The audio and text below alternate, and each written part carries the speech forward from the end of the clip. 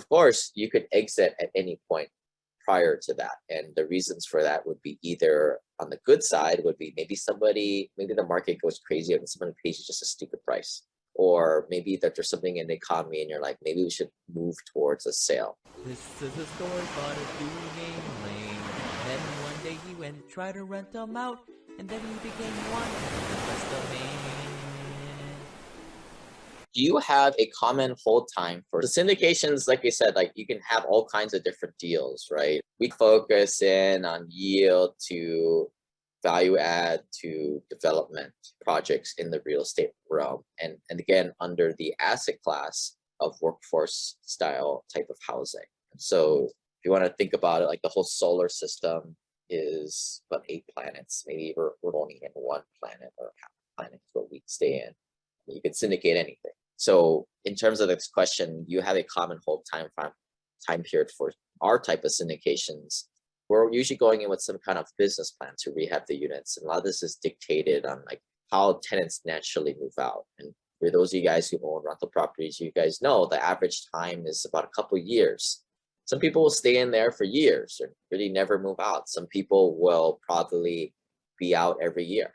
But on average, we can get through a good chunk of the units in the first year, certainly most of them in the first 2 to 3 years.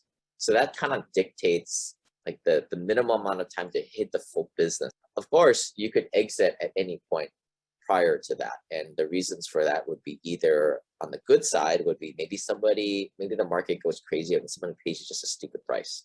Or maybe that there's something in the economy and you're like, maybe we should move towards a sale.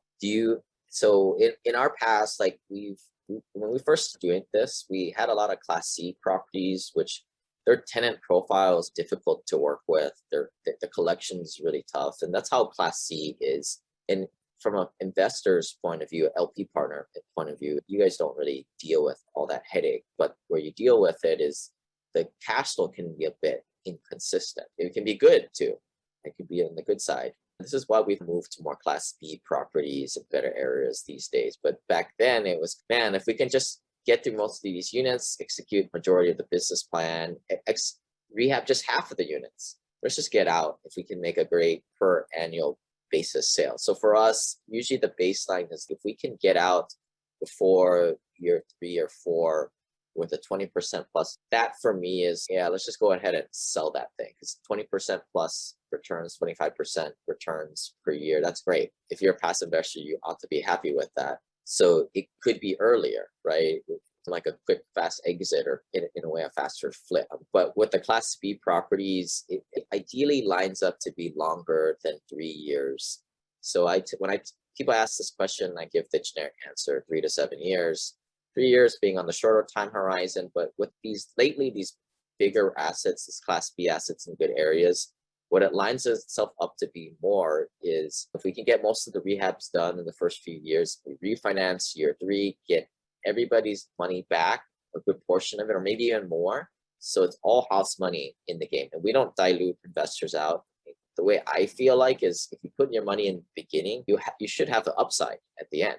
You were here in the beginning when things were the riskiest, and in that way, like we're taking the upside too. Just a side note, I saw a deal recently where they're getting a high rate of return, and I know why they do that, because it gets all the sucker passive investors. People are like, oh, 15%, but it was like a mezz debt deal. So they were just paid a high interest rate in the beginning, but they didn't get any upside. I would rather get paid no pref, but I want to partake in the upside from personally in my personal situation. But you guys might be different. Everybody has a different situation, might be looking for different things. But to me, when I'm taking on the risk and the investment could go to pay out nothing, I want the upside. I'm willing to wait for that upside and not just let a large pref accumulate. And going back to our Class B assets, year 3, maybe refinance and then hold that thing. Then you put that long-term Fannie Mae, Freddie Mac loan, which is 5 to 10, 12 years, and you just hold that thing for a really long time. And at that point, what you're waiting for is that sucker to come along and buy your property at an extremely good price, a price to make you sell, or you package a bunch of properties up, sell it to a REIT to sell for an even better price. That becomes the exit strategy. And the reason why you become patient sellers, and we're really patient at that point because On the one hand, we don't want to sell because that refinance is a tax-free event for everybody. You guys have done HELOCs or refinances on your own houses. You guys know how that works. You guys got all this money back, in which you can go and invest in other properties. Hope you can invest in another deal with us. And at that point, you're making infinite returns in the investment. Currently, you continue to make the cash flow, but you're not paying the taxes on that big capital event yet until the exit.